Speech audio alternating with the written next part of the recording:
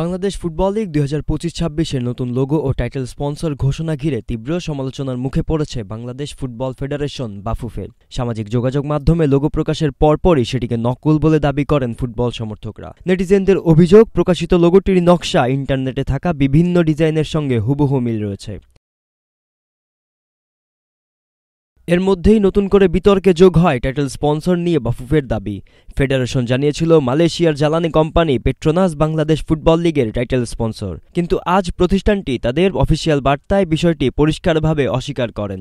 Petronas জানায় Bangladesh football league বা Bangladesh football ফেডারেশনের সঙ্গে তাদের কোনো ধরনের স্পন্সরশিপ বা ব্যবসায়িক চুক্তি নেই। অনুমতি ছাড়া তাদের নাম ব্যবহার করা হয়েছে, যা প্রতিষ্ঠানটির মতে সম্পূর্ণ ভুল।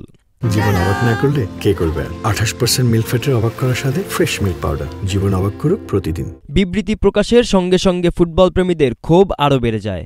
অনেকেই প্রশ্ন তুলছেন, একটি আন্তর্জাতিক ব্র্যান্ডের নাম ব্যবহার করে অফিসিয়াল ঘোষণা দেওয়ার আগে বাফুফে কিভাবে বিষয়টির সত্যতা যাচাই করেনি।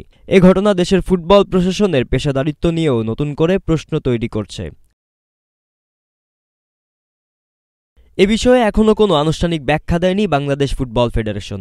তবে সমর্থকদের প্রত্যাশা, আগামী ২৪ ঘন্টার মধ্যেই ফেডারেশন ঘটনাটি নিয়ে স্পষ্ট বক্তব্য দেবে। বাংলাদেশ ফুটবলে চলমান বিতর্ক নতুন কোন পথে যায়, এখন সেই দিকেই তাকিয়ে আছেন দেশের ফুটবল অনুরাগীরা। গোলাম মোর্শেদ, ডেস্ক রিপোর্ট, নাগরিক প্রতিনিধি।